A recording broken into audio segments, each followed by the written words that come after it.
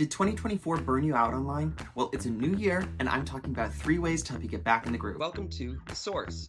We've heard it before. The algorithm is shifting. This time, platforms such as Instagram, Facebook, TikTok, and even YouTube are focusing on showing content that you might be interested in, as opposed to content that your friends posted. So what does interest-based content mean for you as a realtor? Keep it a little bit more general in your prospecting posts, and if you're planning on getting more specific, focus on one niche in particular. Diversifying your content too much leaves the algorithm confused as to who to recommend your content to. Next up, more is less. What I mean by this is more views isn't necessarily the key to success in your content in 2025. Instead, focus on content that prioritizes engagement such as comments and shares. Content based around highly relatable topics can help do this. And finally, my best advice is authenticity. People want to know the real you. There was actually a study done recently that showed that YouTube is being taken by storm by 40 to 50-year-olds who are sharing real stories and real experiences. For instance, many of these people are sharing the highs and lows of being empty nesters. What's great about this is you can join this trend as well by sharing real experiences, stories, and more. Think of this content as more